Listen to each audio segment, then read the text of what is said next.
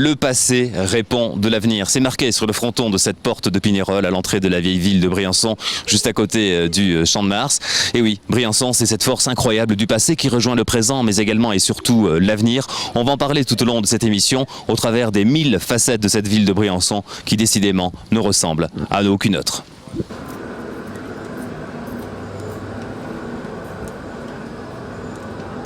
Alors on va parler de Briançon selon ses 1000 facettes, l'économie, le développement économique, mais d'abord commencer à parler de ce passé incroyablement riche de Briançon, de sous la porte de Pignerol. On rejoint Julie. Alors Julie, elle est responsable de la communication de tout le service culture de la ville de Briançon. Salut. Bonjour. Bonjour, de sous la porte de Pignerol, à l'entrée de la vieille ville.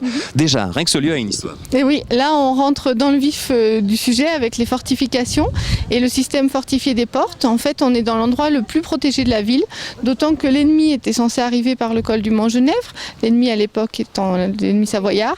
Et donc à partir de là, on a tout le système fortifié avec cette belle porte de Pignerol monumentale et toute une succession de défenses, des ponts-levis, des fossés, un corps de garde, à nouveau un pont-levis, une herse, des portes cloutées, etc. On se balade un peu dans la ville ? Allez. Ah super, on va se balader avec Julie dans la vieille ville de Briançon. Alors on se balade aussi avec une petite Caïma, c'est ça ton prénom, Oui. Hein, je crois ? Oui. Tu es en vacances ? Tu es de quelle ville toi ? Marseille. Marseille, oh là là. Tu es pour l'OM toi ? Oui. Regarde ces belles portes.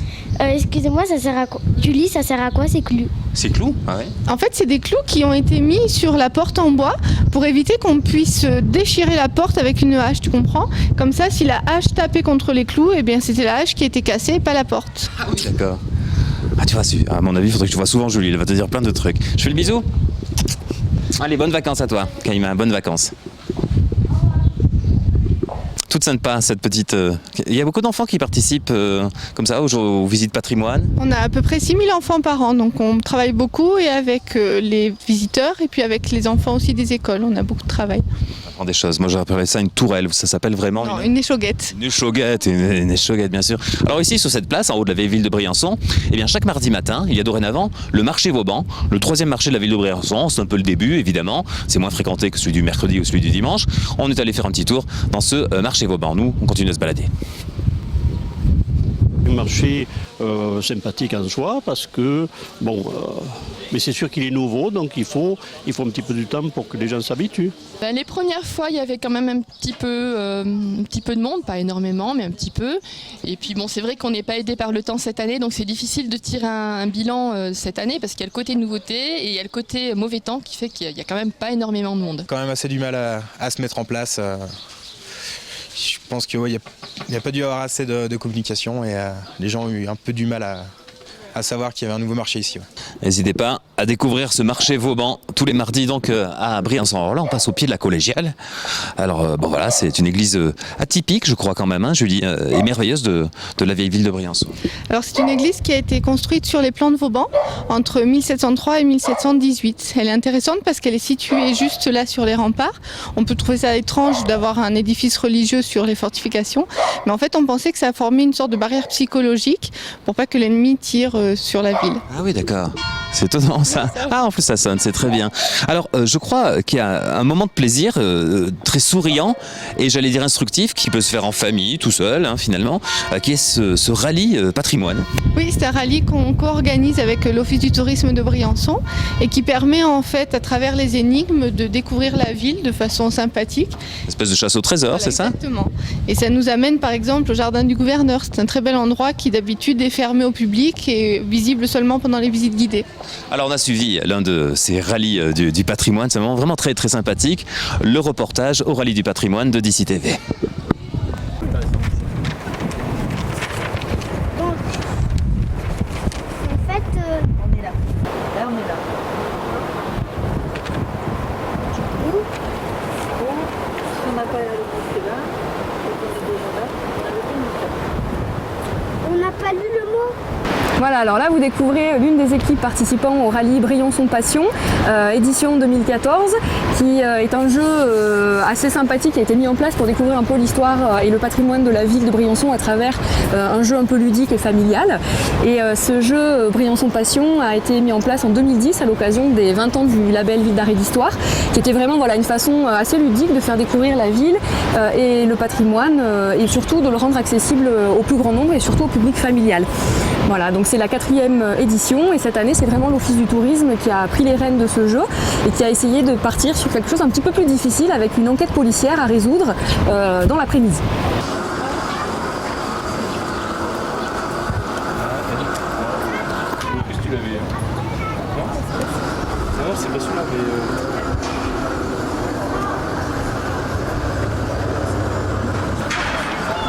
On a commencé à trouver. Alors, c'était quoi qui a tué la victime? Victor Savoie. C'était qui, le docteur Mabuse ou... Non, Victor Savoie. Vous avez fait ce que vous en pensez du jeu? Il était dur, oui. Il n'a pas fini, on a fait à moitié, je pense. C'est sympa, c'est vraiment sympa. On voit plein de choses qu'on n'aurait pas vues par ailleurs. Alors là, nous sommes à la porte de Pignerol, juste à proximité d'un indice qui est communiqué dans le livret de jeu du rallye, qui est la pièce métallique que vous voyez juste ici, sur laquelle est indiqué l'altitude, le point culminant de Briançon, 1326 mètres. Et les gens sont amenés ici à la porte de Pignerol pour découvrir cette inscription là-haut qui va leur permettre de résoudre l'une des énigmes du jeu. C'est compliqué. C'est très compliqué. Vous en êtes où alors, en résumé? Alors en résumé, on a résolu 2 énigmes et on va aller au lieu secret. Donc à la fin du jeu, toutes les équipes se retrouvent ici à la place d'armes et ensuite nous échangeons sur les lieux qu'ils ont découverts. Je leur explique un petit peu à quoi correspondaient tous ces lieux. Et les équipes qui ont découvert tous les énigmes, qui sont bien amusées, reçoivent le cachet royal pour valider la finalité du jeu. Il faut que ce soit en 2 lettres et que ça ressemble à Snorella Tor, les petites étiquettes sur les plantes. Alors on cherche. Bonjour madame. Bonjour. Dites-moi un peu, vous faites quoi là? On fait notre chasse au trésor, on cherche l'arme du crime du jeu. Alors, vous avez commencé comment en fait? Ici, ou dans le jardin, ou dans la ville? On a commencé sur la place d'armes, on nous a expliqué le jeu, et puis on s'est rendu en plusieurs lieux de la ville, et il faut trouver des indices pour trouver l'arme du crime. Vraiment, cette année, le niveau a été vraiment élevé, donc les énigmes sont loin d'être aussi évidentes que ce que l'on pense et on court beaucoup dans la ville pour arriver à trouver les solutions. Et là, on se trouve effectivement à proximité d'un indice. Alors, j'en dis pas trop plus parce que vous avez une équipe juste derrière vous, mais tout ce que je peux dire, c'est que l'équipe qui est juste derrière vous est plutôt bien placée pour trouver la solution. Voilà, vous avez le droit de jouer, vous? Oh bah, j'aimerais bien, oui, mais des fois je me demande si vraiment je suis au niveau. C'est un rallye qui demande vraiment de la perspicacité, donc faut voir. Là, on est au pied de la collégiale de Briançon dont on parlait tout à l'heure. Alors, on va aller voir un peu l'intérieur à l'occasion d'un concert qui a eu lieu. C'était à Noël dernier. On avait organisé un concert avec la ville de Briançon de la chorale des montagnes, cette chorale qui, parrainée par André Manoukian, a repris toutes les chansons de Noël. Alors c'est l'occasion d'écouter de belles chansons de Noël, mais surtout de retrouver l'intérieur de la collégiale. Retour quelques mois en arrière, c'était des images de Robert Cailleul.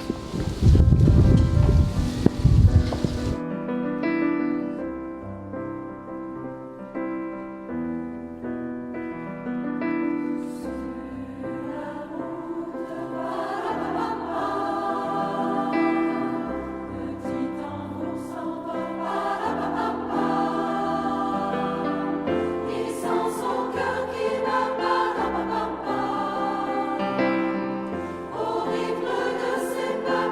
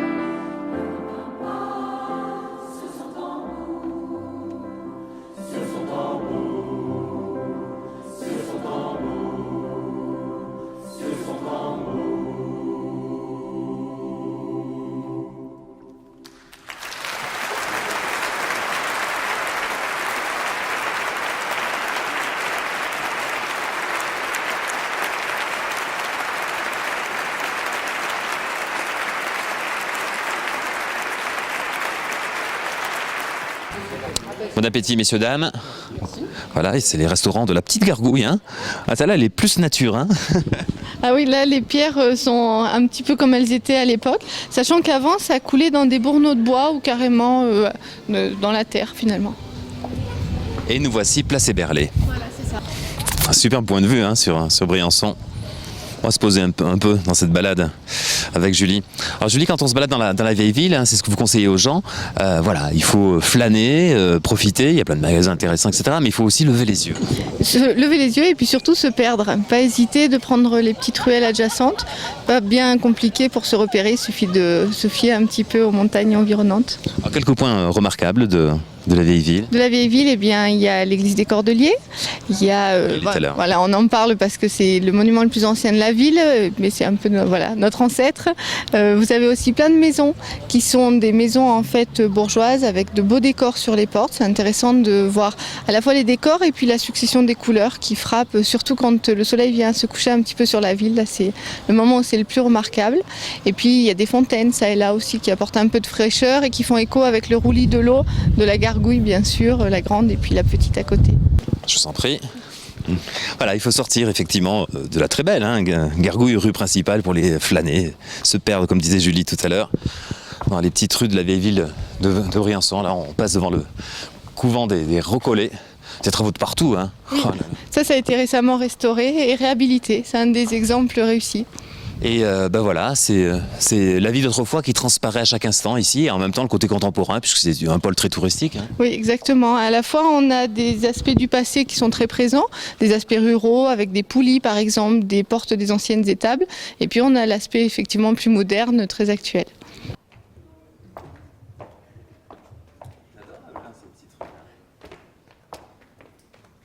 Bonjour. Bien. Nickel. Le bonheur, hein. Belle porte, les maisons anciennes.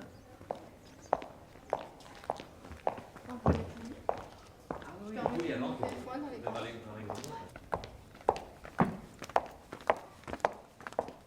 Voilà, on continue, on termine notre balade dans la vieille ville de Briançon, toujours avec la responsable culture de la ville de Briançon, Julie Krutz. Alors ça fait partie des petites rues sympas, parce qu'il y a la Gargouille, bon, enfin, c'est magnifique, mais plein de monde.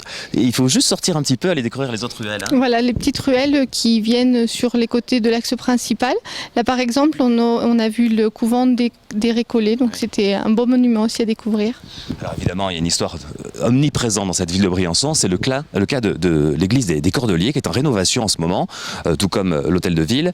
Alors, Julie va nous expliquer un petit peu l'évolution des choses, ce qui reste de tous ces bâtiments, de l'ancien couvent en particulier. Vous voyez ici, vous avez l'ancienne église avec le couvent. Et en fait, le couvent a été détruit pour pouvoir faire un nouvel hôpital militaire. Et ces bâtiments ont été réexploités pour faire aujourd'hui la mairie et la communauté de communes du Briançonnais. Alors justement, on va saluer le maire de Briançon, Gérard Fromm, bonjour. Jean-Marc, bonjour. Bonjour, merci de nous accueillir. Isabelle Fouillat-Julien, responsable du service patrimoine de la ville de Briançon. On va la retrouver dans le fil de cette émission. Elle va nous parler de beaucoup de choses et entre autres de ce qui se trouve au-dessus de la ville de Briançon, des forts classés au patrimoine mondial de l'UNESCO. En attendant, moi j'aimerais bien aller jusqu'au bureau du maire ou juste avant le bureau du maire, parce que je me suis laissé dire qu'il y avait de belles choses à y voir. Il y a une très très belle chose à y voir. Très belle chose. On vous suit ? On nous suit. Allez.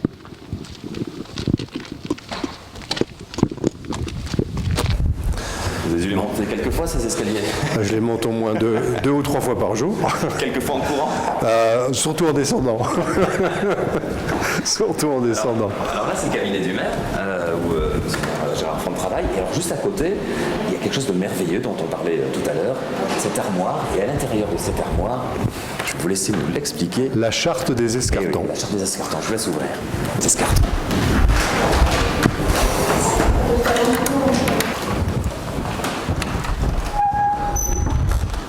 Et voilà la charte des escartons de 1343, signée entre le grand escarton de Briançon et des escartons italiens.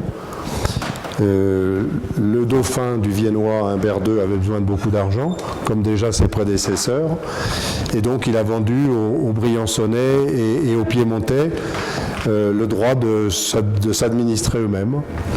Et donc à partir de là, une charte a été signée qui donne des droits, en dehors des droits de défense et de justice. les habitants de la région s'administraient eux-mêmes. Alors quelques années plus tard, en 1349, le dauphin du Viennois, qui avait toujours besoin d'argent, a vendu son dauphiné au roi de France. Et à partir de ce moment-là, le fils du roi de France est devenu le dauphin.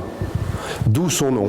Parce qu'on pourrait se poser la question, d'où vient ce nom de dauphin? Tout simplement parce que le dauphin du Viennois, qui était le nom de la principauté du Viennois, cette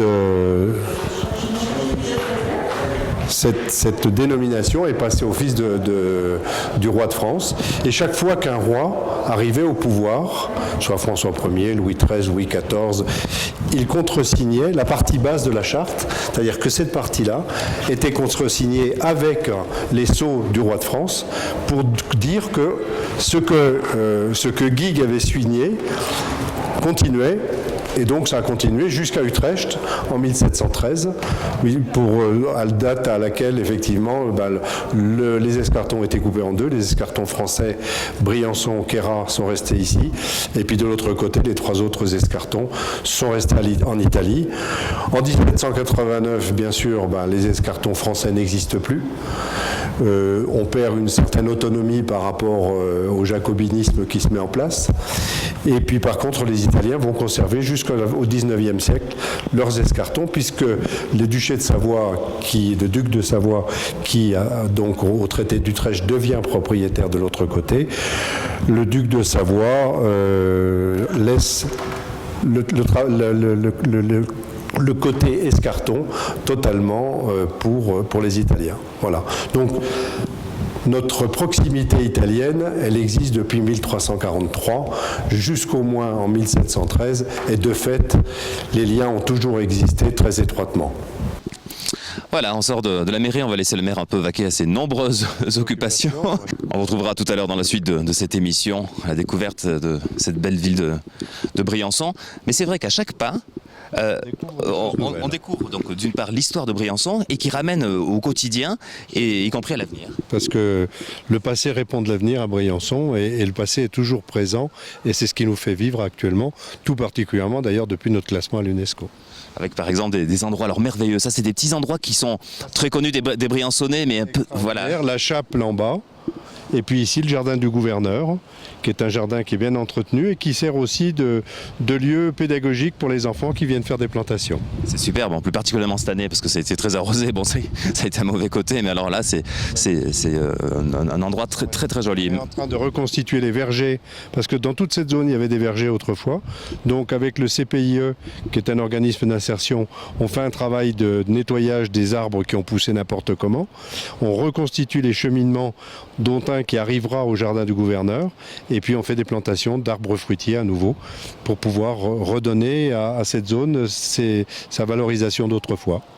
Alors pour ceux qui nous suivent ailleurs en France, eh bien au milieu évidemment c'est la Durance, cette magnifique Durance dont la source est un petit peu plus haut au pied des montagnes de Mangin vers la frontière franco-italienne. Elle traverse Briançon, elle est encore un peu, j'allais dire, très vivante à cet endroit-là. Très costaud là encore. Ouais. C'est toujours un souci de préoccupation. Oui. Et dessus cette Durance, il y a ce pont d'Asfeld qui est un pont construit au XVIIIe siècle. Regardez d'ailleurs par exemple la plaque qui était à l'origine sur le pont, qui explique un petit peu l'histoire de cette construction spectaculaire. Et de ce pont maintenant, là aussi, le présent, c'est l'activité touristique, le saut à l'élastique, et même l'équipe d'ici s'est essayée à ce saut à l'élastique sur le pont d'Asfeld, spectaculaire. Ils sont courageux.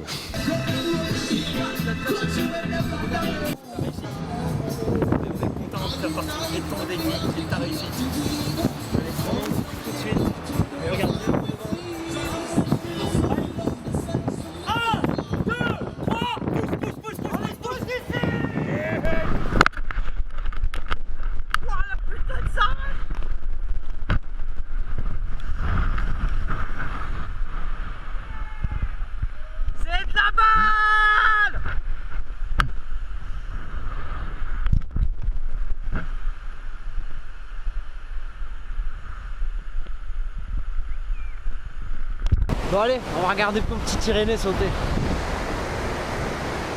1, 2, 3,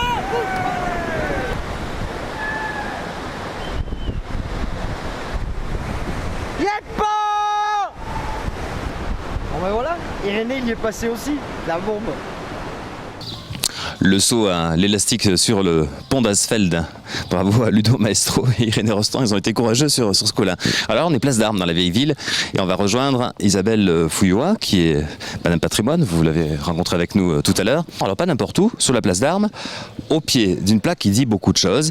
Il y a marqué Réseau Vauban, il y a surtout marqué que ce secteur il est classé au patrimoine mondial de l'UNESCO et ça c'est pas rien. Oui, effectivement, donc les fortifications de Vauban, mais également cette place d'Armes puisque la place était au départ jusqu'à l'avenue de Vauban, la place des Halles, et c'est lui qui l'a transformée en place d'Armes, donc elle a été effectivement inscrite au patrimoine mondial au même titre que les fortifications.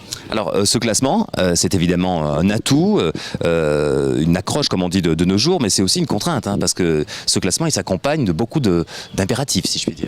Alors, je ne suis pas d'accord avec vous. Voilà, donc les contraintes nous les avons déjà puisque l'UNESCO s'appuie sur les lois du pays en question, donc les lois elles existent déjà. Protection du patrimoine. Voilà, donc nous les avions déjà avant. On va être peut-être un tout petit peu plus regardant, plus vigilant, mais c'est tout. Les contraintes nous les avions déjà auparavant.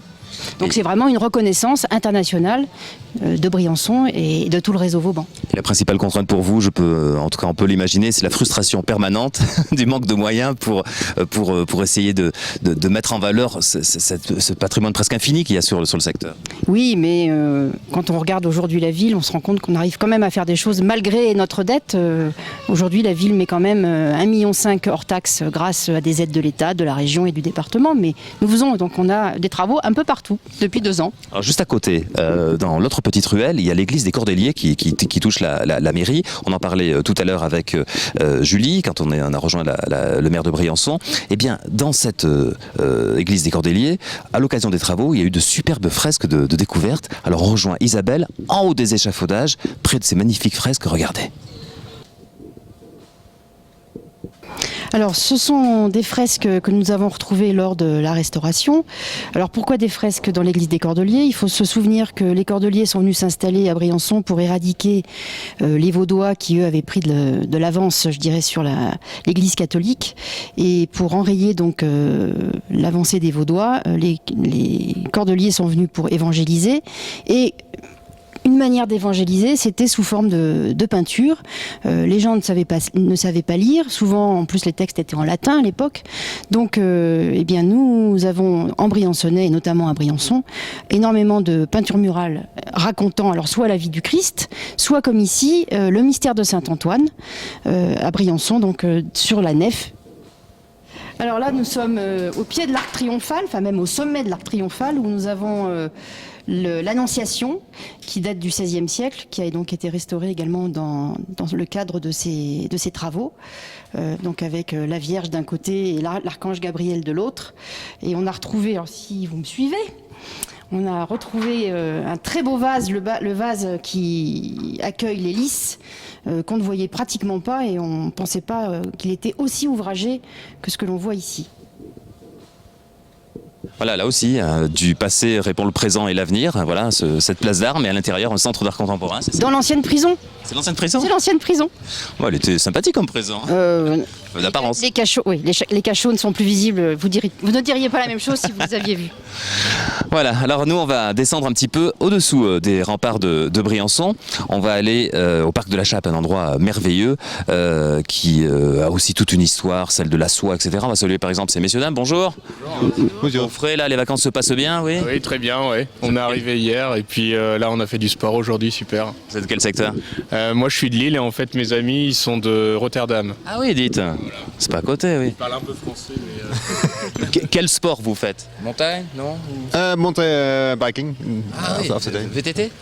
Oui, oui. VTT, oui, très bien, oui. Bon, bah, on vous souhaite de bonnes vacances. Merci. Après le biking, ça marche bien, il paraît. Merci à vous. Direction, venez avec nous, on va aller à la Chappe, juste en bas de la ville de Briançon. Tiens, et pendant qu'on y va, on va regarder un film superbe réalisé par Manu Romain. Alors c'est l'un des grimpeurs émérites de Briançon avec Jean-Baptiste Chandelier, vous savez, celui qui fait du parapente de précision. Il a revisité les vieilles villes de Briançon. Je sais pas trop s'il avait l'autorisation d'Isabelle. si. Mais c'est superbe ces images qu'il a fait. Il a grimpé sur les remparts, sur la collégiale, etc. Le film s'appelle Gravity City. Appréciez.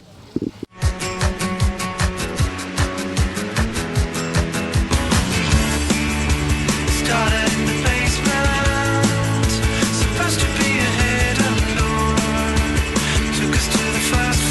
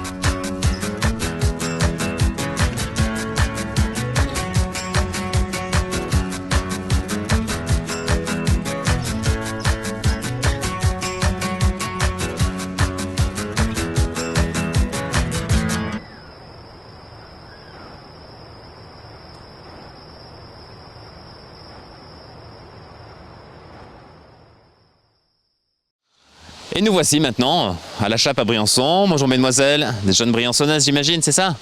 Oui, bonne balade. Et on arrive à la Chappe. Alors il y a plusieurs sujets à la Chappe. Il y a d'abord le magnifique parc qu'on va voir dans un instant. Et puis ce bâtiment, alors on ne peut pas dire qu'il est magnifique.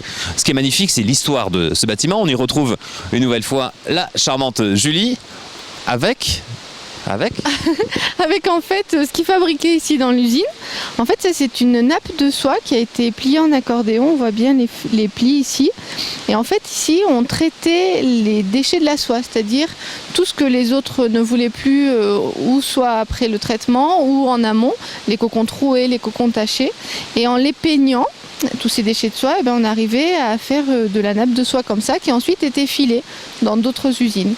Alors ça a duré pendant des décennies et puis finalement, après l'époque industrielle, il a fallu fermer. Voilà, en 1933 ça a fermé, alors ils ont quand même essayé de relancer l'activité avec une herbe qui s'appelle l'arrêt grasse. Donc voilà, des techniques, ils ont voulu vraiment sauver les meubles et puis malheureusement ils ont été contraints à cause de la concurrence des textiles synthétiques, à cause de la concurrence asiatique, voilà. Maintenant, ce bâtiment se cherche une destination. On verra bien dans les années qui viennent. Rénové, il pourrait être magnifique, mais bon, c'est ainsi. Ce qui est magnifique, alors c'est le parc à côté. Il est super réussi, ce parc de la Chappe. Est-ce que vous avez assisté, comme chaque mois de juin, au concert du Piano du Lac? Oui, on y était avec mes petits et c'est vrai que ça a donné une résonance vraiment fantastique. Retour sur ce moment magique, le reportage à l'époque de DC TV. Un piano flottant, en fait, c'est une sorte de démultiplication des émotions. C'est-à-dire qu'on a l'émotion visuelle du paysage, de l'eau, du lac, du ciel, des arbres, etc. Là, on a la nature qui est vraiment partout tout autour de nous. Et on a l'émotion de la musique et de la poésie à côté. Et en fait, les deux, les trois, les quatre, tout ça mis ensemble, c'est une sorte d'étincelle. Et voilà, moi, ça me met un peu dans tous mes états. Du plus profond de ma chair, je chante, pieds nus sans pudeur, bien ancré dans notre terre. J'ai pour racine le monde entier. Je crois qu'on aime bien mettre les pianos en dehors de leur lieu, on va dire, de prédilection, les amener là où ils viennent créer une surprise, comme là, ici, effectivement, sur l'eau, sur cet instrument-là. En fait, son idée, on le voit, il voulait faire un instrument qui soit à fleur d'eau. Alors là, il n'y a personne dedans, mais quand on se pose dessus avec le poids, on descend légèrement la plateforme sous l'eau, et c'est vrai que il a cherché à créer cette espèce d'illusion d'un piano en lévitation sur l'eau, en suspension sur l'eau. Voilà, avec les dames Jeanne autour qui font flotteur et qui sont également une petite virgule très très belle. Pour nous en particulier, une des choses importantes sur cette tournée, ça a été de dire qu'on va se passer de subventions. C'est vrai qu'on a dans plein de projets dans lesquels on est par ailleurs engagé, on dépend beaucoup de l'aide du contribuable. Là, on s'est dit non, on reprend les choses à la base, on fait vraiment en direct entre les gens et nous. Et vous voyez, ce soir, il y a eu du monde. Je crois quelque part, le message, il fait un certain écho. Donc, on est ravis.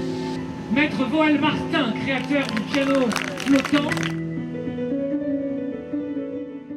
Et on quitte la Chappe à Briançon. Bonjour monsieur. Bonjour. Bonjour. Bonjour Claude.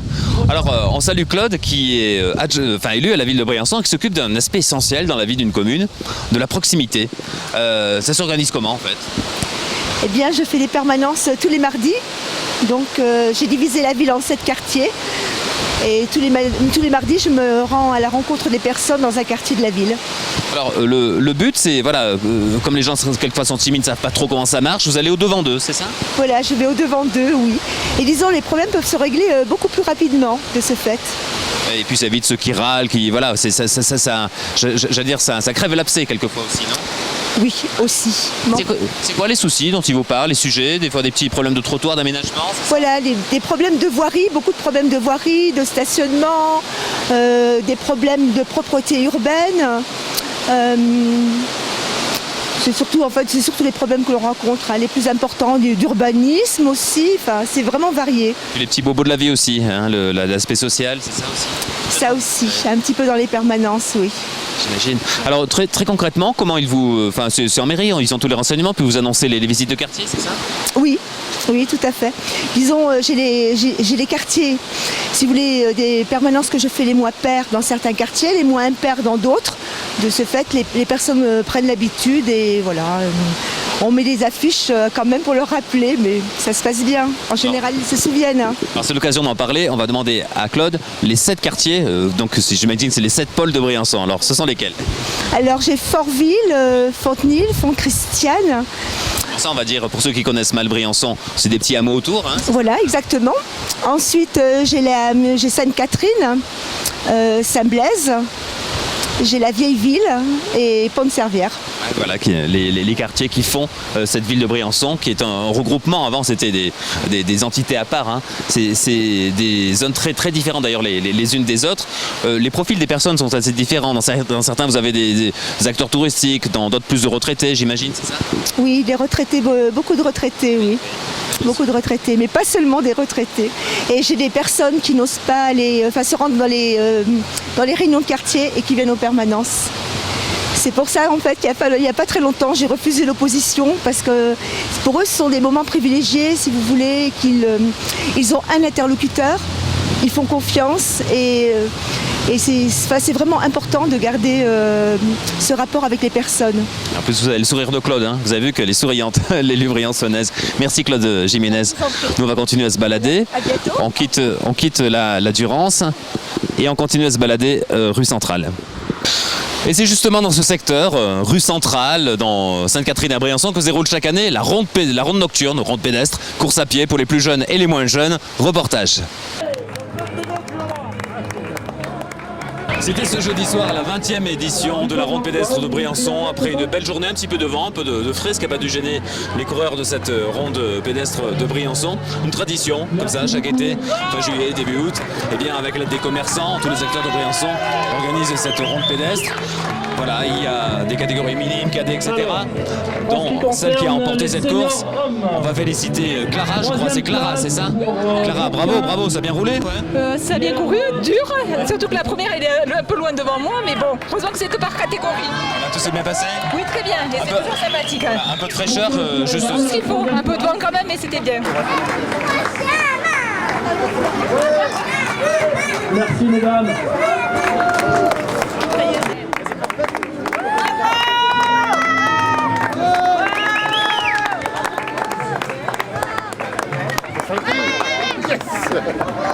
Voilà, c'est le côté sympathique de ces courses d'été. Par exemple, bonjour monsieur, vous venez de Saint-Malo, je crois, c'est ça? C'est ça, Saint-Malo, oui.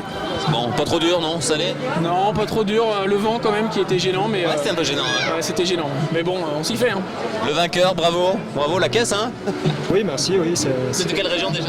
De Marseille. De Marseille, voilà. En vacances, vous en profitez pour...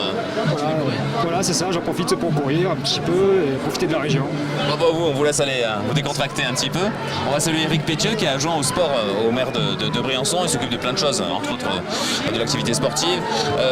Voilà, tout va bien, là. Belle soirée d'été. Oui, bonsoir Jean-Marc. Effectivement, ce soir, une soirée estivale.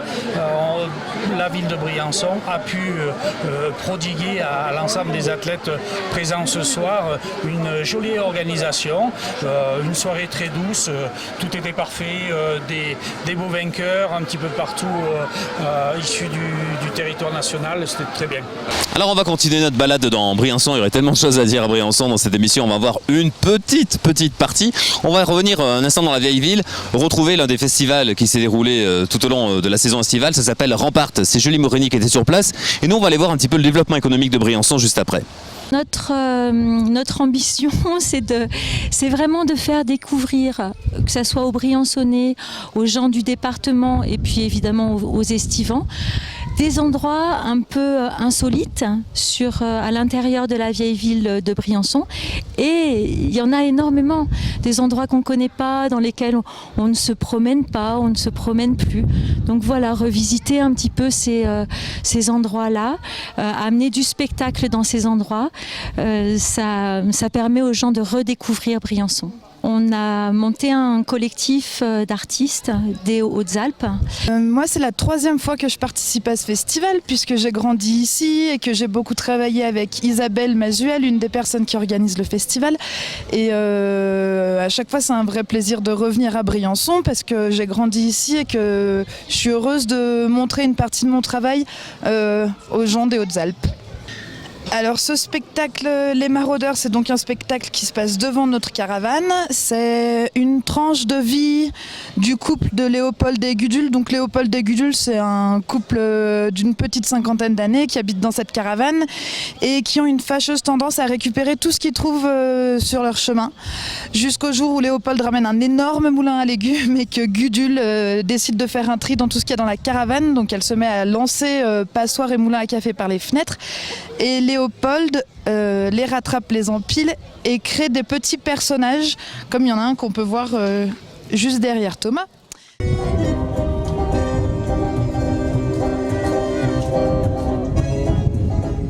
Et nous voici dans la ZAC Durance à présent. Alors, la ZAC Durance, c'est l'un des projets importants de Briançon. C'est assez impressionnant d'ailleurs de voir le nombre de grues qu'il y a dans cette ville de Briançon. On va y rejoindre 2 élus. Gilles Martinez qui s'occupe du commerce et Eric Pétieux qui s'occupe entre autres du développement économique. Salut. Bonjour Jean-Marc. Salut, tout ça va? Bonjour Jean-Marc, ça va? Ça va? Ouais. Je disais qu'à Briançon, c'est l'une des villes où l'on voit encore des grues. C'est une bonne chose? Oui, bien sûr. Ouais. Il y en a ici, il y en a du côté de Rhône-Azur. Oui, il y a quelques gros chantiers sur le secteur. Donc ici, ZAC Durance, accolé à l'hôpital, l'extension de Rhône-Azur. Nous avons aussi la passerelle qui est en phase d'achèvement au pied du Porel. Et puis, en phase d'achèvement aussi, la retenue d'eau au Fontenil dans le cadre du développement économique et notamment de la production avec EDSB. Voilà, de la production d'énergie. Alors, vous donnez une bonne idée, Eric. Et puis aussi le patrimoine, parce qu'on est là pour rénover notre patrimoine afin d'avoir une offre touristique beaucoup plus puissante. Alors, un mot sur cette ZAC Durance, c'est mixte, hein, c'est du développement commercial, mais également d'habitation. Exactement, oui, il y a des logements donc, sociaux, un commerce, plusieurs commerces, donc une grande moyenne surface, on va dire. C'est le Leclerc. C'est le Leclerc. Après, bon, je crois qu'il y a un assureur, et puis les autres, c'est pas encore défini, c'est A7 qui commercialise donc la structure. Donc voilà, plus une crèche et une maison de retraite. C'est ça. Oui, c'est ça. Résidence senior, bien sûr. Alors, une mixité sociale, c'est ce qui a été voulu, une mixité sociale, à la fois de la petite enfance, à la fois du senior, à la fois des familles, de l'actif, des commerces et des commerces de proximité, plein centre-ville, voilà, pour créer un petit peu un lien entre nos différents pôles. Alors, ce qu'il faut savoir, c'est que là, pour l'instant, évidemment, il y a une ambiance béton, hein, c'est les travaux, c'est le gros œuvre, mais ensuite, il y a beaucoup de couverture bois, ça va être un bel endroit que cette ZAC Durance. Ce que je vous propose tous les deux, on vous a fait vous échapper un peu de vos activités professionnelles. On va aller se balader un petit peu dans la zone d'activité sud pour faire un peu le tour de Briançon, et pendant ce temps, on va revenir sur ce que vous disiez, c'est-à-dire les travaux du Fontenil, cette microcentrale hein, qui va être inaugurée dans les semaines qui viennent, un nouveau service, une production importante pour la ville de Briançon, le reportage de Xavier Gratteau. Construction d'une centrale hydroélectrique sur la Durance en amont de Briançon, au lieu dit Le Fontenil. En service, cette centrale produira 2,5 MW pour alimenter environ 700 foyers à partir de 2015. La centrale du Fontenil va permettre à EDSB, Énergie Développement Service du Briançonnais, de passer de 35 à 50% de production d'électricité en hydroélectrique. EDSB est en train de construire un nouvel aménagement de production d'électricité. On se trouve sur l'emplacement de la prise d'eau. Pour alimenter la centrale, il faut maximum 5 mètres cubes par seconde qui passe par une galerie en béton jusqu'à un bassin des sableurs. Ensuite, on va rejoindre une conduite forcée jusqu'à une centrale de production avec 2 groupes de production capables de prendre 2,5 mètres cubes par seconde chacun. Donc on a environ 500 litres par seconde réservés à la vie piscicole, à la vie aquatique, en période hivernale et 720 litres en période estivale. Nous sommes sur le bassin des sableurs, de l'ouvrage du Fontenil. Donc cet ouvrage, comme son nom l'indique, sert à enlever tout ce qu'il peut y avoir dans l'eau comme particules, sable, petites pierres, feuilles, brindilles, etc. Il a une capacité de 400 mètres cubes. L'eau se décante dans ce bassin et ensuite l'eau claire part dans ce qu'on appelle une conduite forcée. Ça part donc dans cette fameuse conduite sur 800 mètres jusqu'à la centrale. Donc ici, nous sommes à mi-parcours de la conduite forcée. Sous nos pieds se trouvent différents organes, comme un tampon d'accès pour la visite intérieure de la conduite forcée juste en dessous, et sur lequel on viendra positionner une soupape. Donc cette soupape servira à la fois à éviter les surpressions dans la conduite. Derrière, il y a plusieurs ouvrages qui seront destinés à l'ASA du Fontenil, avec une restitution d'un certain débit d'eau pour arroser les différents jardins. Nous sommes dans la salle des machines hydroélectriques du Fontenil. Cette salle des machines comporte 2 groupes de production. Derrière moi, une première génératrice de couleur orange, accouplée à une turbine de couleur bleue. Et nous avons 2 groupes identiques dans cette salle des machines. Ces groupes sont capables de prendre 2,5 mètres cubes par seconde chacun, pour une puissance unitaire d'environ 1,2-1,3 MW. Derrière nous se trouve une armoire, c'est le point final de la livraison d'électricité par rapport à notre nouvelle construction. Donc notre équipe EDSB de distribution est en train de préparer les têtes de câbles, préparer le raccordement de l'évacuation d'énergie, avec dans le futur la dépose d'une partie de la ligne aérienne qui se trouve juste au-dessus de nous. En service à partir de 2015, la centrale du Fontenil permet à EDSB de produire 50% de son électricité en énergie propre. Voilà, on retrouve Gilles et son scooter. On le laisse se garer, alors on est devant évidemment. Alors, The Place to Be à Briançon, l'antre des Diables Rouges, la patinoire René Froger. On va jeter un œil à l'intérieur pour le plaisir. Salut les jeunes, la relève, vous voyez, de Briançon, là, les U15. Allez, je prends les prénoms. Paul, Théo, Loane, Justin. Voilà, à l'entraînement, là, c'est ça, vous y allez, vous en sortez? On y va. Objectif, retrouver le titre d'ici quelques années, une nouvelle fois, c'est ça? Ouais. On revoit les images, vous êtes d'accord? On revoit les images de 2014, de printemps 2014, ce sacre, hein, vainqueur de la Ligue Magnus quand même, c'est pas rien. Quel bonheur, quelle joie, hein. Vous étiez dans les tribunes, j'imagine? Oui, bah oui. Ouais. Allez, retour. Ouais, super, retour en images.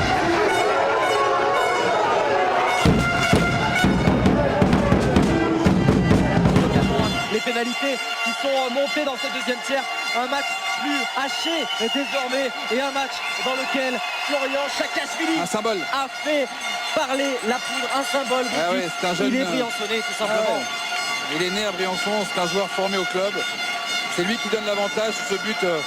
On ne peut plus intéressant, peut-être important, peut-être le plus important de l'histoire de son club formateur. Ouais. Donc c'est un symbole.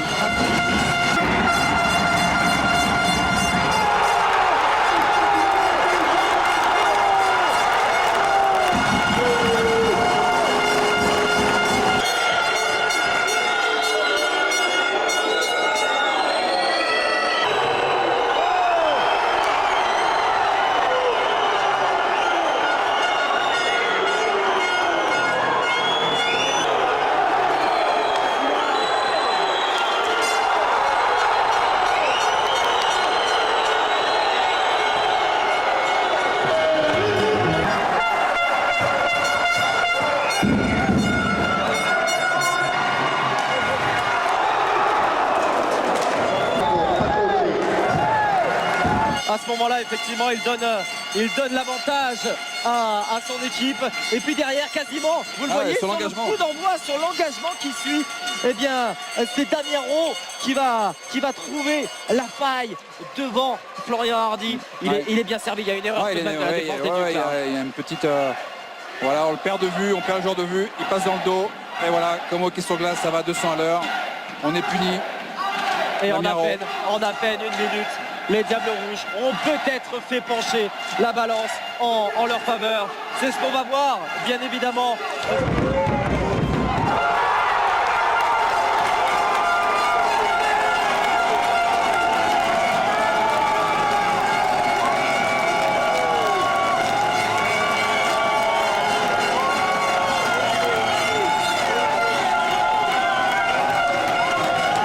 Marc-André Bernier qui va pouvoir enfin soulever ce trophée. Quelle belle image. Quelle belle image. la première dans l'histoire du club des Hautes-Alpes. Briançon remporte un premier titre dans son histoire après 80 ans d'attente. Voilà, des images qu'on espère revoir souvent avec les Diables Rouges, les Briançonnais. C'est pas Eric Petier qui va me contredire. Hein. C'est vrai que des images comme ça, on voudrait en voir chaque année. Bon, ça sera peut-être pas aussi simple. Oui, ça a été un moment fantastique dans l'histoire du sport briançonnais. C'était la première fois que nous avions le titre de champion de France par équipe dans un sport collectif. Et c'était vraiment une émotion qui était très très vive après 80 ans d'attente, bien sûr. Voilà, et puis la motivation du coup pour tous les jeunes qui sont là, qui sont en train de s'entraîner. Alors nous on va continuer à balader dans Briançon. Alors bon, on peut faire un peu le tour, hein. Vous savez que juste à côté il y a le parc 1326 qui est très animé pendant la saison estivale, hein. C'est un parc ludique on va dire, hein, aquatique, etc. Et puis juste à côté la zone d'activité sud. Alors ça tient à cœur à Gilles Martinez. Gilles, pourquoi? Parce que il y a, pour faire court, mais vous allez peut-être être plus précis, mais 3 pôles à Briançon commerciaux, hein, celui dit de la boucle, Briançon Sud, et puis la partie centrale. Et vous tenez à ce que tout ça travaille ensemble? Oui, je tiens à que tout ça travaille ensemble, en tout cas ne pas déséquilibrer un pôle plus qu'un autre. Tout simplement pas favoriser un endroit plus qu'un autre, du fait que effectivement la concentration d'activité va entraîner un appauvrissement sur le centre-ville. Donc le centre-ville, on veut absolument le préserver. On aimerait que les gens continuent à admirer les vitrines et non des bureaux ou autres assureurs, même s'il faut des assureurs bien sûr. Dans les rues commerçantes, on souhaiterait avoir encore des commerces, quoi. Et une réflexion est faite aussi sur le centre commercial Grande Boucle, comme elle s'est faite sur le centre commercial Sud, afin que effectivement tout le monde dispose d'atouts et puisse faire vivre son commerce et garder ses emplois. Alors chaque partie se développe, c'est le cas à la boucle, c'est le cas au sud, le centre-ville ça va, s'en sort? Le centre-ville c'est... Les villes, hein, c'est compliqué. C'est plus enclavé, donc c'est plus difficile, donc ça sert à rien de remettre encore le couvert sur le truc. Récemment, la mairie de Briançon a mis un veto sur une CDAC, justement, parce que c'était encore assez flou, si c'était pas encore assez bien spécifié ce qu'il allait y avoir dedans comme enseigne, si ça allait du coup concurrencer le centre-ville ou pas, quoi. Donc du coup on a été rassurés, je pense que ça va dans le bon sens, je pense que les acteurs économiques ont compris aussi que on était capable aussi de donner notre point de vue sur ça, c'est nouveau, c'est la loi Pinel, hein, donc c'est récent sur les CDAC, qui nous permet de dire si oui ou non on pouvait préserver notre centre-ville. Et puis derrière arrive encore le cœur de ville. Donc le projet qui est parti sur l'ancienne municipalité, donc faisait partie Éric Pétieux, moi non, je suis arrivé récemment, et ce projet ne peut pas avorter dans l'œuf. Il faut absolument qu'on donne une destination à tout ça. Voilà. Cœur de ville, l'esprit c'est quoi?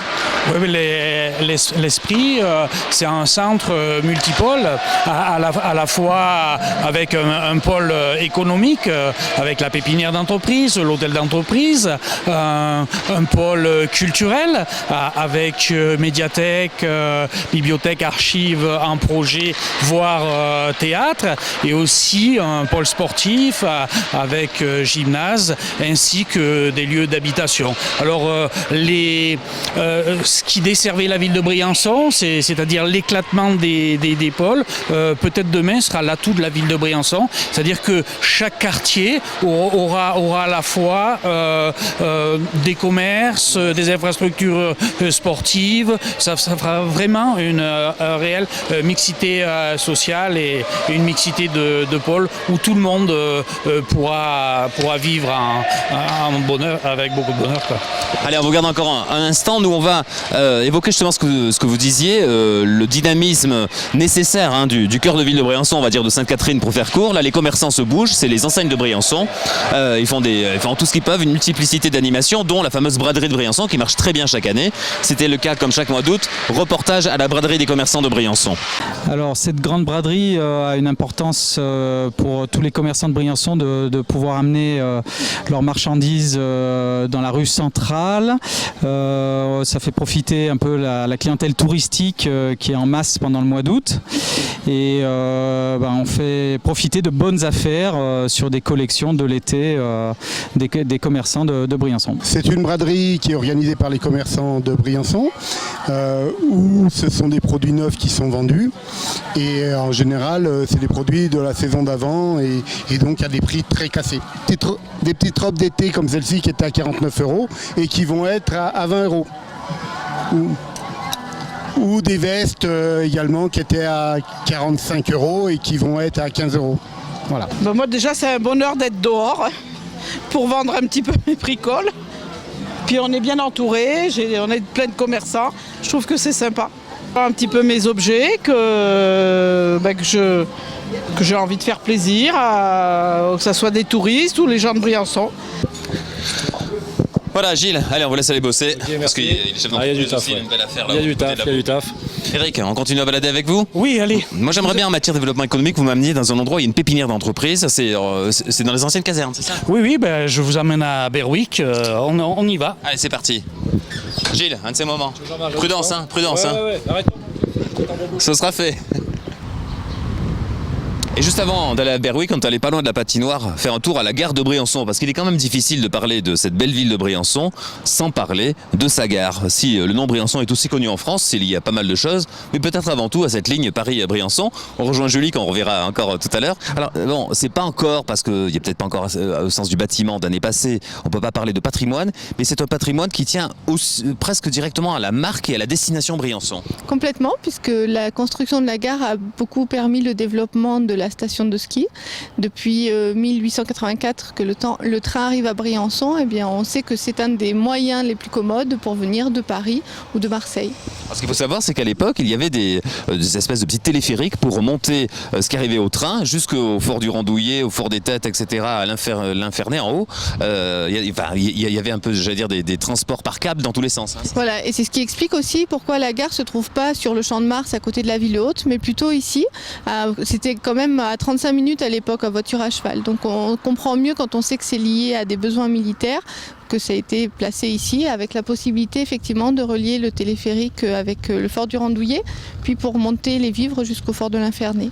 Alors regardez bien, gare de Briançon, ça va changer. A priori, d'ici quelques mois, il faudra peut-être un peu plus de temps, parce qu'au niveau administratif, tout est relativement long, mais ça deviendra sûrement la gare de Briançon-Serre-Chevalier, puisque maintenant Serre-Chevalier-Vallée, voilà, puisque Briançon fait partie de cet ensemble maintenant de Serre-Chevalier-Vallée, hein, qui va du Monétier-les-Bains jusqu'à Briançon. Ça marchait déjà l'hiver avec les remontées mécaniques et le domaine de Serre-Chevalier. Ça va marcher également toute saison avec cette gare Briançon-Serre-Chevalier-Vallée. Merci Julien, on vous retrouve tout à l'heure dans la vieille ville. Allez, moi je file à Berwick parce qu'il y a Eric qui nous attend.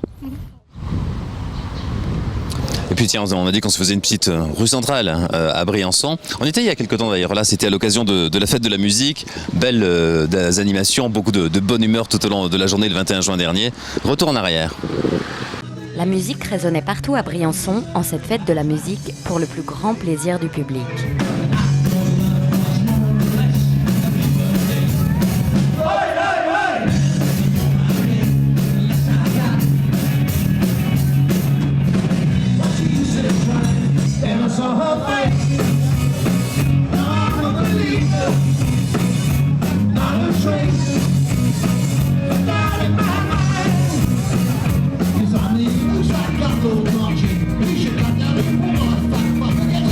Il y en avait pour tous les goûts, rock, jazz, reggae ou encore électro, aux quatre coins de la ville.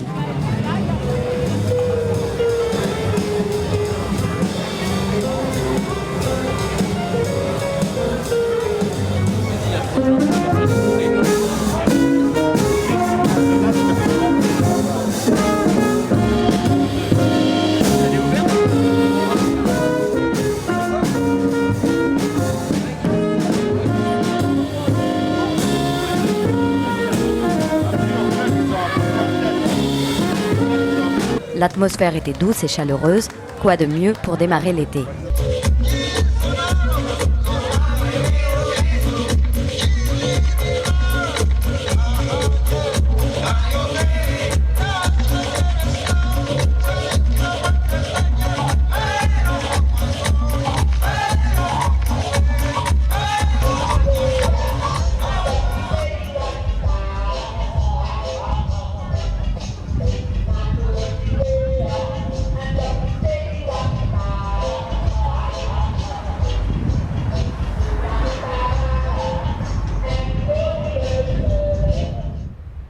en baladant dans Sainte-Catherine, on tombe sur l'église, récemment rénovée de Sainte-Catherine. Il y a aussi l'école juste à côté. Il faut savoir qu'en matière scolaire, il y a beaucoup d'efforts de fait, comme dans pas mal de régions, mais ici d'une manière marquée. Eh bien, on fait attention à ce que mangent les enfants. Et en particulier, on veille à ce qu'ils mangent dans le cadre des circuits, c'est-à-dire le plus possible avec des matières premières de proximité, mais également bio. Reportage.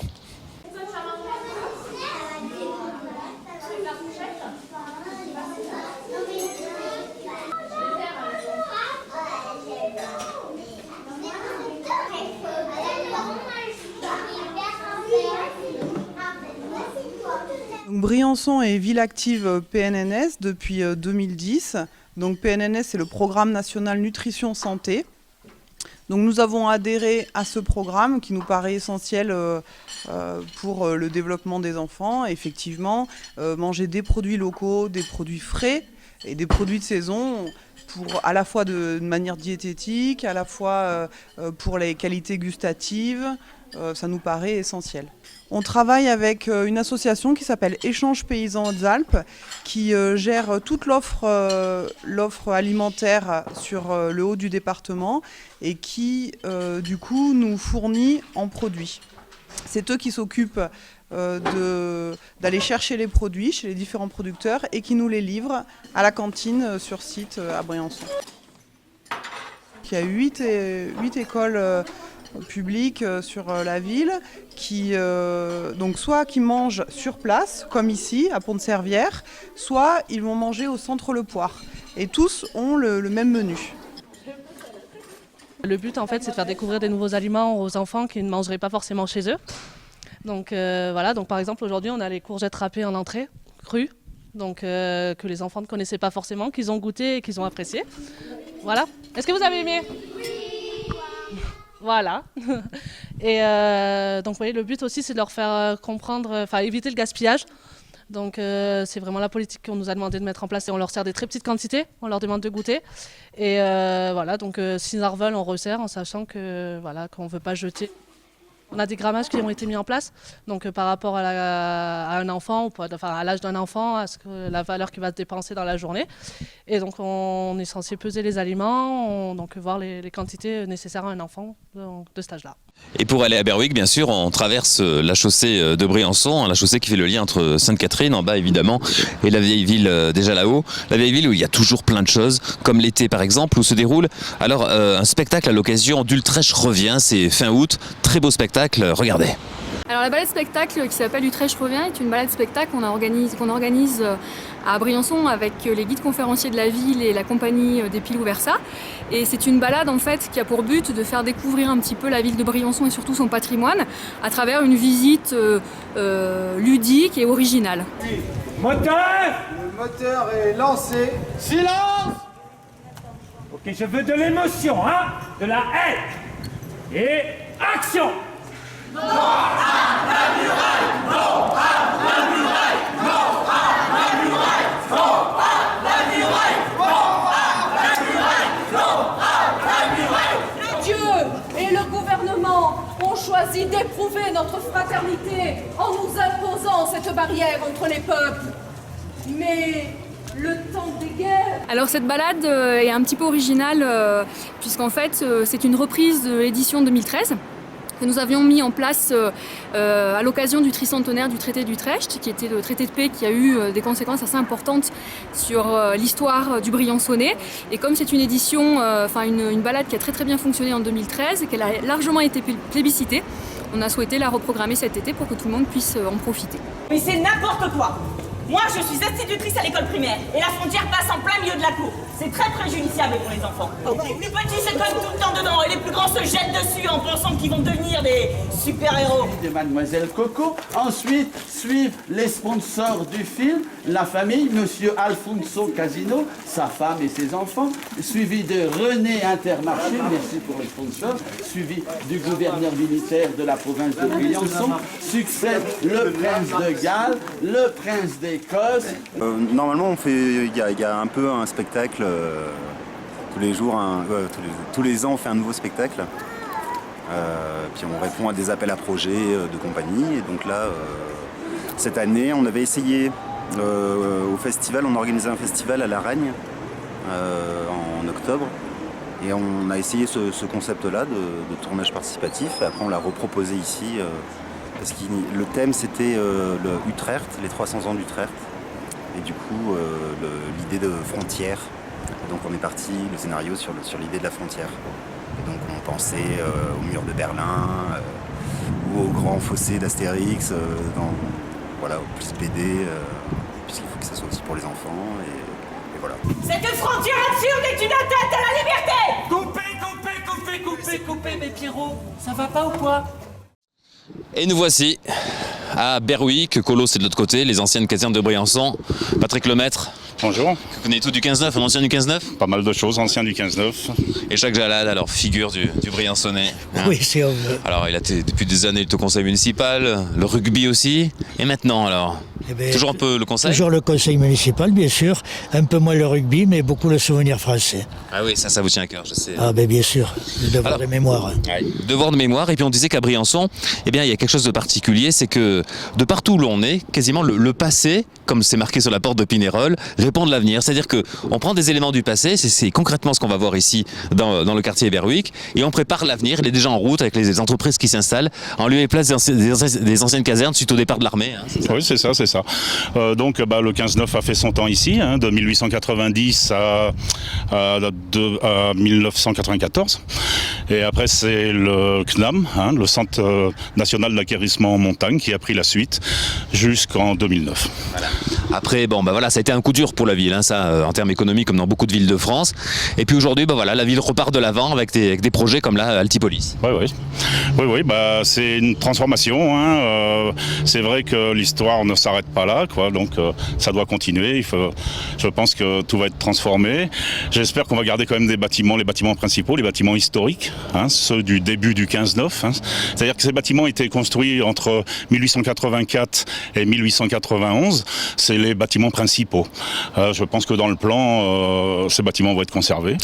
Oui, ce 15-9, Patrick, d'abord, il faut bien se rappeler que Briançon a été pendant des décennies, maintenant c'est une ville touristique, hein, mais c'était une ville de garnison, avant toute chose. Avant toute chose, hein, c'était une ville de garnison de tous les temps. Le 15-9, quand le 15-9 est arrivé en 1890, c'est le début des troupes alpines, c'est la création des troupes alpines. Donc le 15-9 arrive et tout de suite, on va le spécialiser dans tout ce qui est montagne. En 1904, on va créer la première école de ski militaire en France, c'est à Briançon. Et je crois, alors écoutez bien ça, la première fabrique de ski. La première fabrique de ski, on va sortir à peu près, dans la première année, on va sortir à peu près 50 paires de skis par mois. Et ce qui est important aussi, c'est que ces militaires qui vont faire leur temps de service au 15-9 vont repartir pour former dans les vallées et dans leurs villages des skieurs. Et ils vont aussi faire des stages à la fabrique de ski et ils vont tous partir avec un gabarit de ski et un moule. Et il y en a une quinzaine qui vont un peu créer des fabriques de ski dans les différentes vallées. La Clarée, la Durance, la vallée de Valouise. Voilà. Donc c'est vraiment le début des sports d'hiver. Briançon, c'est vraiment intimement lié avec les sports d'hiver. Alors on va souhaiter, Eric, le même succès aux ceux qui sont là dans la pépinière d'entreprise. Alors il y a 2 bâtiments, celui que vous voyez là-bas qui est en cours de construction. Ça va être... Oui, c'est l'hôtel d'entreprise et là nous avons la pépinière d'entreprise. Donc dans le cadre du CRSD, c'est-à-dire le contrat de redynamisation qui a suivi le départ de l'armée. Voilà, des sites de défense qui a suivi le départ de l'armée. La communauté de communes qui est l'acteur moteur sur l'édification de ces 2 bâtiments a pris le relais ici dans la zone nord-ouest de Berwick pour édifier une pépinière d'entreprise et pour relancer l'économie locale et la création d'entreprises. Donc la pépinière, c'est un accompagnement pour les entreprises qui après peuvent glisser au bout de 3 ans vers l'hôtel d'entreprise. S'installer finalement. Et on rencontre pas mal de succès là. On va en retrouver quelques exemples. On salue Patrick Lemaître. Merci. On retrouve bientôt Jacques, un de ces moments. Bonjour, continuation. Et nous on va visiter avec Eric Altipolis, rencontrer un peu les chefs d'entreprise. À bientôt. Venez avec nous, on rentre donc à Altipolis.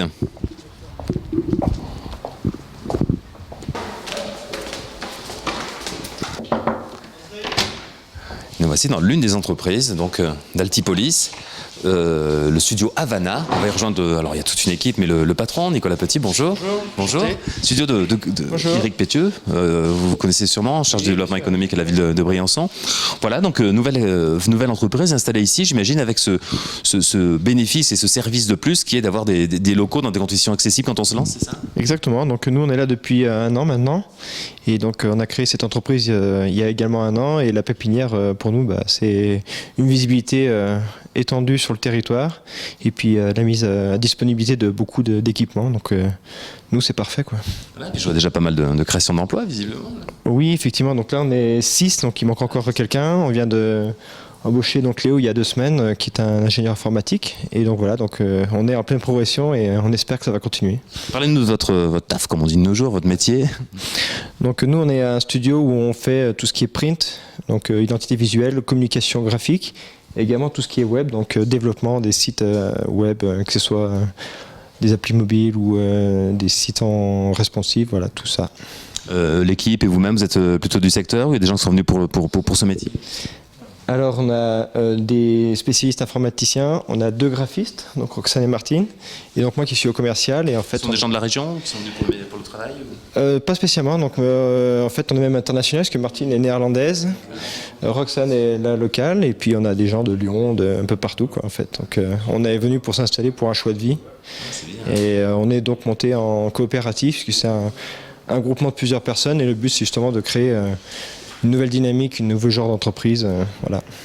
Voilà, c'est aussi à travers ce type d'entreprise l'esprit de Briançon, vous voyez, dans ces anciennes casernes qu'on pensait abandonner, moribondes, etc. Et bien voilà, renaît de l'emploi, renaît de l'économie, et enfin plus que de l'espoir, j'allais dire de l'activité tout simplement pour Briançon. Merci Nicolas, on vous laisse bosser. Merci, bonne journée. Merci à tous. Au revoir. On continue à balader dans Briançon avec Eric et toute l'équipe de la ville. Il y a une dizaine d'entreprises déjà installées ici, avec, je sais pas, une bonne 50aine d'emplois créés par là, c'est ça? Oui, un certain nombre d'emplois qui sont créés. Surtout, ce qui est très très intéressant sur ce pôle-là, c'est un pôle d'innovation technologique, avec des entreprises qui sont de très haut niveau. Les jeunes qui viennent choisir, ils l'ont dit, la qualité de vie. Hein, la qualité de vie, voilà. On a ici dans le Briançonnais, ce qui attire les créateurs d'entreprises, c'est la qualité de vie, et malgré tout ce qu'on peut dire dans le département des Hautes-Alpes, c'est aussi la proximité des moyens de transport que sont le TGV et l'avion, qui sont à quelques minutes de Briançon. Merci Eric, un de ces moments. Nous on va monter au Champ de Mars. Alors en attendant et pendant qu'on monte au Champ de Mars, on va aller à Pont-de-Servières. Chaque année à Pont-de-Servières, le 16 août, quoi qu'il se passe, qui vente, qui nage, qui grêle, ce qui n'est pas souvent le qualité évidemment, surtout au Briançon, eh bien il y a la danse du Bacubert, la danse des épées en chaîne, vous connaissez? Voilà, le Bacubert, bien sûr, puisque je l'ai dansé, comme je suis natif de Pont-de-Servières, et je me ferai un plaisir de vous guider et de vous l'expliquer. C'est vraiment quelque chose qui est très très mystérieux et qui est pérennisé au fil du temps par la population de Pont-de-Servières. Allez, on regarde ça en image. Le Bacubert de Pont-de-Servières à Briançon.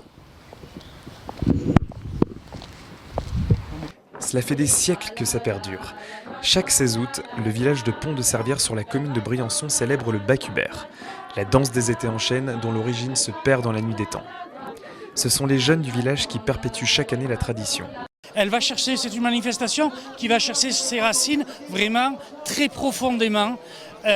Et donc c'est retranscrit, et il y a une certaine atmosphère qui émane de tout ce cérémonial, parce que c'est une cérémonie en fait païenne qui s'est transmise au fil des temps et qui perdure aujourd'hui, et cette atmosphère elle transpire.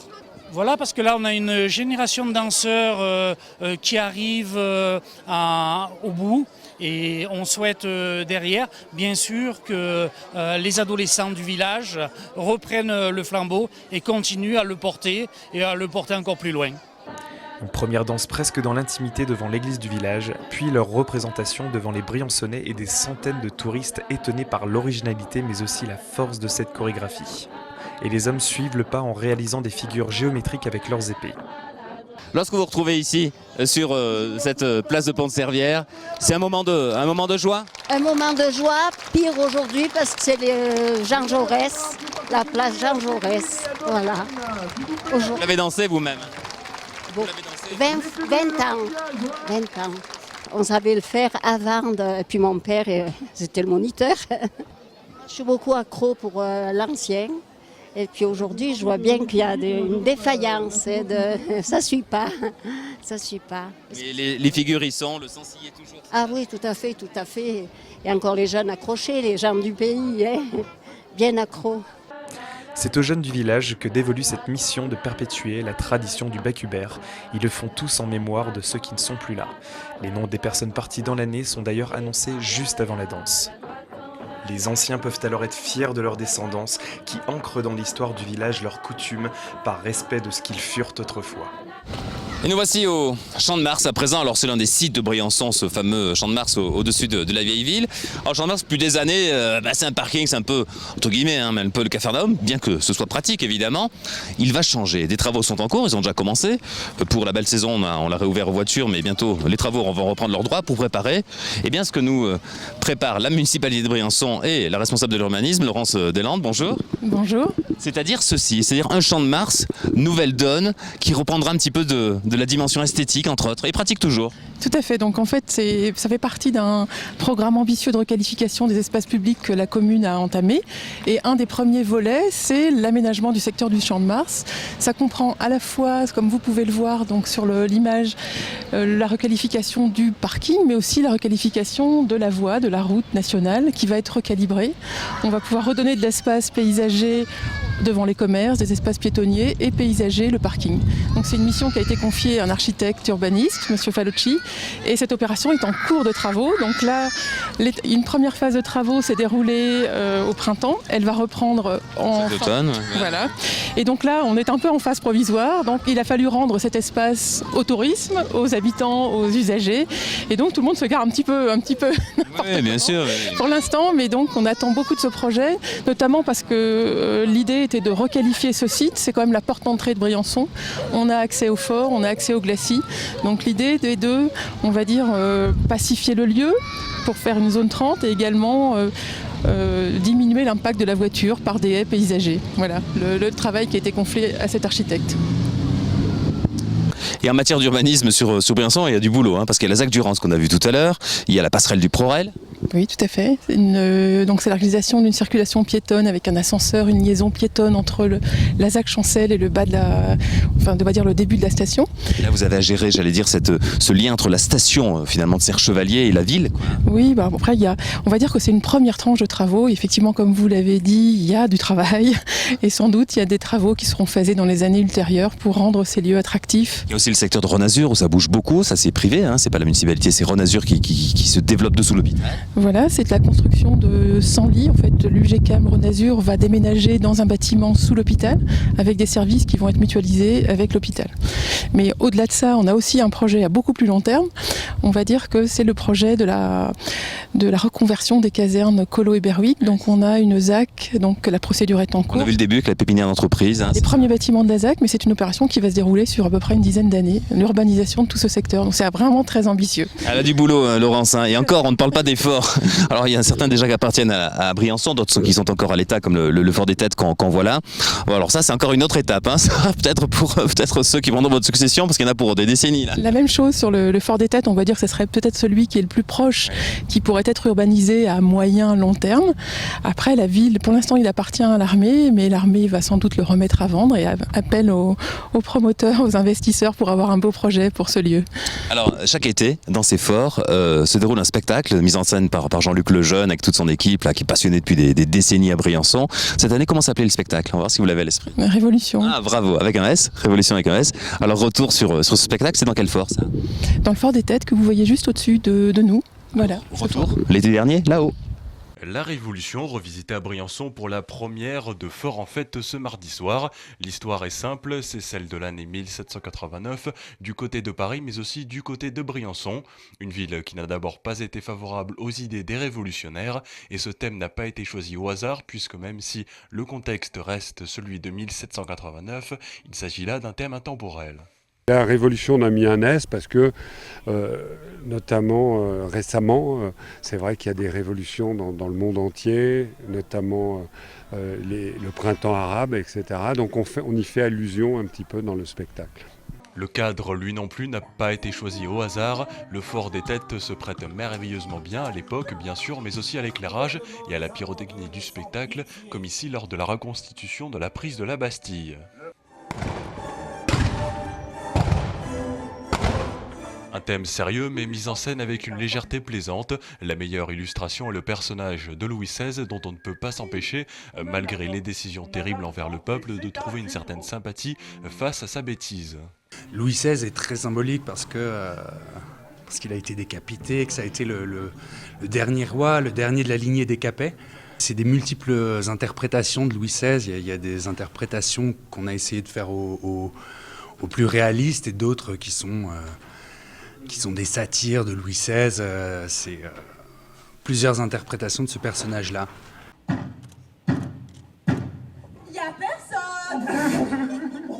Comment ça, il n'y a personne? Et rendez-vous l'année prochaine pour un nouveau fort en fête, évidemment. Alors, dans vos contraintes, j'imagine, Laurence, dans votre activité, dans l'urbanisme d'une ville atypique et qui ressemble à aucune autre, on disait que le passé rejoint le présent, l'avenir à chaque instant, il faut tout croiser, tout respecter, prévoir également la vie quotidienne, dont celle des enfants, c'est ça, hein, les écoles, les périmètres de circulation, j'imagine que c'est une contrainte plus forte que dans d'autres villes. Oui, c'est vrai. Mais surtout, la gestion des flux ici, c'est assez compliqué.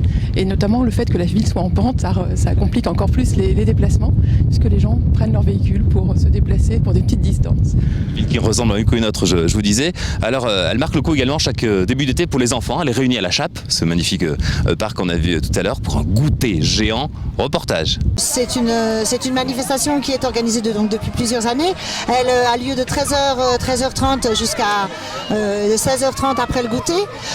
L'objectif, c'est de rassembler différentes associations, des centres de vacances, des centres de loisirs, tous les enfants de Briançon et d'ailleurs, pour une grande journée festive autour de valeurs citoyennes, puisque ce sont les animations sont faites par le monde associatif de Briançon, des clubs de sport ou des associations qui défendent des valeurs citoyennes et qui les portent sur leur stand, comme les pompiers ont porté l'entraide, le centre de loisirs dont je suis la directrice fait un don de livres, donc le don, le judo club défend le contrôle de soi, etc. etc. Donc ce sont des valeurs citoyennes qui sont portées par des structures de Briançon pour transmettre aux enfants. Voilà la joie des enfants au parc de la Chape. Laurence, merci d'avoir passé ce moment de compagnie. Allez, on se lance. Merci. Merci. Je vous laisse rejoindre vos bureaux qui sont juste là, je crois, à côté du Champ de Mars. Et nous, à bientôt. Et merci de ce moment. On aura l'occasion de vous voir souvent pour parler de projets de Briançon. Nous, on va redescendre un peu pour le plaisir, dans la Gargouille, dans la vieille ville de Briançon.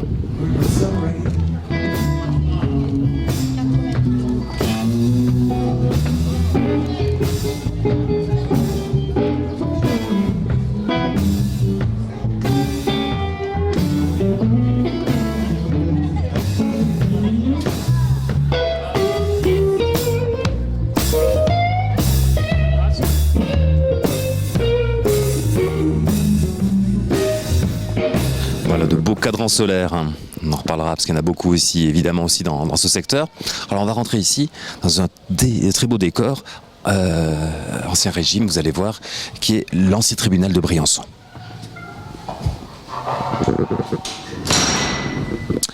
Et nous voilà dans l'ancien tribunal de Briançon, c'était aussi le tribunal des prud'hommes, bref, toutes les instances se retrouvaient ici. Pour les jugements, ça a été le dernier tribunal à tourner, à exister dans ce décor empire encore. C'est vraiment formidable. Maintenant, on y fait des conférences, des réunions, etc. Ça fait partie également des visites du patrimoine. Et surtout, on y trouve le plan relief de Briançon. Pour vous permettre d'ailleurs, pour ceux qui connaissent un peu moins la ville et qui nous regardent surtout de l'extérieur, de mieux comprendre comment est organisée cette ville de Briançon. On y retrouve une nouvelle fois Isabelle. Bon, d'abord, le plan relief en lui-même, c'est pas rien. Oui, c'est un monstre comme nos fortifications dans la réalité. Donc effectivement, il permettait au roi de comprendre la topographie des lieux et voir l'ampleur de ces places fortes. Donc Briançon en faisait partie. Et ça a été réalisé donc au début du XVIIIe. Celui-ci date... alors, pas celui-là, ça c'est une copie 21e siècle. L'original est aux Invalides en caisse et date de 1736. Voilà. Donc ça représente Briançon à un instant T et les forts avec leur projet. Donc si on regarde bien le fort des Têtes qui est au-dessus de la ville, il est rempli de bâtiments, ce qui n'existe pas dans la réalité, donc parce que par manque de crédit, ça a été stoppé. Mais donc ça nous permet de voir effectivement la différence entre aujourd'hui et ce qui était prévu au 18e. Alors on y retrouve ce que vous avez vu depuis le début de l'émission, la porte de Pignerol ici, la fameuse gargouille, la petite gargouille, les cordeliers qu'on a visités en partie, qui sont en travaux tout à l'heure. Aidez-nous un petit peu à ça. La place d'Armes. Ah oui, la place d'Armes. Voilà. Alors ce qui est intéressant pour les cordeliers, c'est qu'on a non seulement l'église dans laquelle on était, mais également le couvent qui n'existe plus aujourd'hui. Le pont d'Asfen, qu'on est allé voir tout à l'heure sur la Durance, qui est juste là. Les jardins en contrebas. Les jardins, ils étaient là, ici. Ce patrimoine extraordinaire, eh bien, d'abord on peut souligner que ce qui est assez atypique, c'est qu'il s'étale sur, je sais pas moi, sur combien de siècles en fait, ce qu'on peut encore voir. 3 siècles et demi. Oui, ce qui est même... On part du XVIe siècle et on va jusqu'au XXe, puisqu'on va jusqu'aux ouvrages maginaux du Janus et des Gondrans.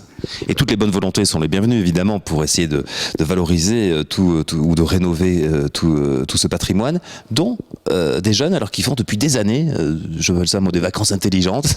C'est peut-être ça. C'est le cas, oui. Donc depuis 1978, la ville a, en partenariat donc avec le club du Vieux-Manoir, ils ont commencé à cette époque-là au fort des Salettes, donc qui est au-dessus de la ville, et puis depuis quelques années, ils travaillent sur le fort du château et également dans les remparts de la ville, notamment cette année, ils travaillent sur la fosse Bray qui est ici. Voilà, mais donc effectivement, on peut dire que grâce à eux, notamment le fort des Salettes est en bon état puisqu'ils l'ont entretenu tous les ans depuis 33 ou 34 ans.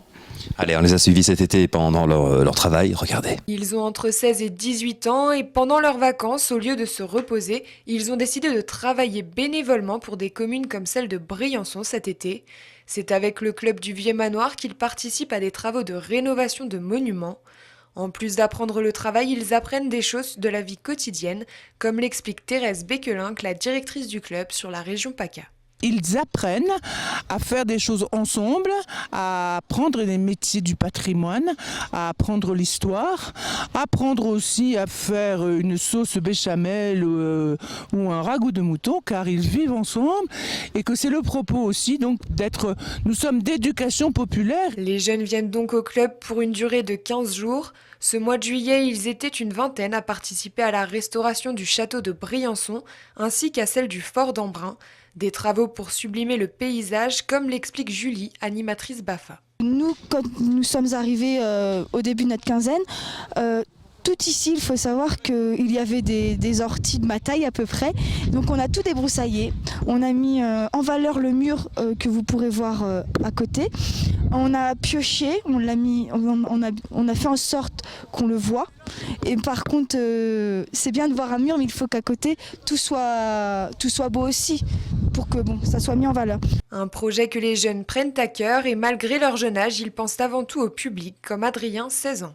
Ce qui m'intéresse dans ce projet, c'est la découverte des monuments, de les restaurer, de pouvoir comprendre à quoi ils ont servi et de les montrer à tout le monde, tous ceux qui viennent là. En août, d'autres jeunes sont attendus pour une quinzaine de jours et ils sublimeront une fois de plus le patrimoine culturel des villes. Les chèvres au-dessus des remparts de Briançon et en face le Prorel évidemment qui fait partie de Serre-Chevalier-Vallée. Vous savez que Briançon c'est l'une des portes d'entrée de ce qui est l'une des 10 plus grosses stations de France. N'hésitez pas à les balader en haut aussi, il y a Notre-Dame-des-Neiges, etc. C'est très joli. Alors on repasse devant les remparts, à côté une nouvelle fois de la collégiale de Briançon. Et puis on va, pour s'en priver finalement, se faire le plaisir de redescendre une nouvelle fois la gargouille pour rejoindre le jardin du gouverneur.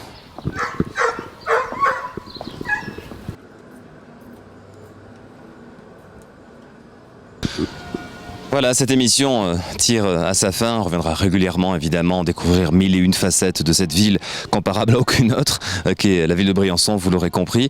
On va rejoindre pour terminer cette émission, juste dessous la gargouille, dessous la vieille ville de Briançon, le jardin du gouverneur. On doit y retrouver le maire pour terminer ces trésors d'ici.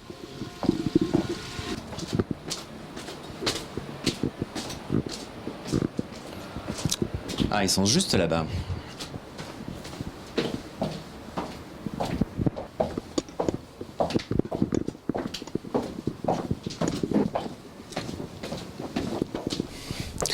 On aura été privilégié décidément dans cette émission parce que ce jardin du gouverneur en balcon sur la Durance, sur le parc de la Chape, dessous les forts de Briançon dans cette vieille ville, eh bien c'est un endroit fermé qui est ouvert pour autant aux visites. N'hésitez pas à vous renseigner au service du patrimoine de Briançon. Et on y retrouve quelques-uns des protagonistes de cette émission. Isabelle Fouillat-Julien, la responsable du patrimoine, la responsable de la communication de la culture, Julie, et le maire de Briançon, Gérard Fromm. Ils inspectent les framboisiers, là, les groseilliers aussi, si j'ai bien vu. Moi, je les inspecter, on les goûte. Voilà, c'est un endroit privilégié, ça. Hein. Je sais qu'il vous tient à cœur, monsieur le maire. Ah, c'est un endroit qui me plaît beaucoup, qui plaît beaucoup d'ailleurs à mon personnel aussi. Il faut reconnaître que nos jardiniers adorent cet endroit. Ils adorent y travailler avec les élèves des écoles. Et puis les petits jardins. Viennent faire leur petit jardin. Et puis à l'automne, ils vont récolter. D'ailleurs, il y a des pommes de terre qui sont bien levées. Là, il n'y a pas de problème. Je pense qu'au mois de septembre, ils vont pouvoir manger des pommes de terre nouvelles. Il y a une espèce de petit microclimat là au pied des remparts. On est très bien abrité du vent. C'est un très bel endroit. C'est un très très bel endroit. Merci vraiment à tous les trois, puis à tous ceux qui sont passés dans cette émission de cette découverte de quelques-unes des facettes de cette ville de Briançon. En résumé, ce qu'on pourrait dire, Gérard Fromm, c'est que voilà, c'est une ville imprégnée d'histoire, qu'elle soit contemporaine, en bas plutôt, qu'elle soit vraiment très, très ancienne comme ici. Et c'est de cette histoire dont vous avez hérité au titre de la municipalité, avec, j'allais dire, un bijou en main, mais également des difficultés pour faire vivre tout ça, pour rénover, pour ne serait-ce qu'entretenir par exemple les forts. Oui, bien sûr. Alors c'est vrai qu'on a hérité de tout le patrimoine vauban, mais pas que. On était en train de regarder là-haut le fort de la Croix de Bretagne, qui lui est un fort du 19e siècle, Serré de Rivière, c'est bien ça. Une des merveilles qui est en train de tomber en ruine, qui appartient à Villars-Saint-Pancras. J'espère qu'un jour il y aura un joyeux sponsor qui essayera de sortir ça Parce que là aussi, ce qu'il faut savoir, c'est qu'à Briançon, on a tous les étages de la défense. On a le château qui est juste au-dessus de la ville à l'époque où on balançait des pierres à 100 mètres. Et puis avec Vauban, on s'élève. Et puis avec Serré de Rivière, on s'élève un peu plus. Puis encore un peu plus haut, il y a Maginot avec les Gondrans. Et là, donc on a toute l'histoire de la fortification depuis le Moyen-Âge jusqu'à la dernière guerre mondiale. C'est bien pour les gamins. En géographie, sciences nat, il y a au moins 5-6 disciplines scolaires où ils ont la réponse en ouvrant la fenêtre. Absolument, c'est extraordinaire. Nous, on vit dans un pays merveilleux, dans une ville superbe, qui attire toujours autant de monde et qui est toujours autant dynamique. Pour plaisanter, Isabelle, depuis qu'on voit le maire depuis le début de cette émission, après sa carrière politique, s'il veut se recycler en guide, il ferait très bien, non ? Mais il est bon, hein ? On l'a vu sur la charte. Non, il aime sa ville. Donc à partir du moment où on aime sa ville, on en parle. Merci vraiment, on est très heureux de cette visite, puis des portes que vous nous avez ouvertes. Merci pour nous et surtout pour nos amis téléspectateurs. Voilà, on se quitte, on se retrouve bientôt évidemment, comme quasiment chaque jour, à Briançon pour découvrir les 1000 facettes de cette ville, encore une fois, qui se compare à aucune autre. Bonne continuation avec les programmes de DC TV. Merci.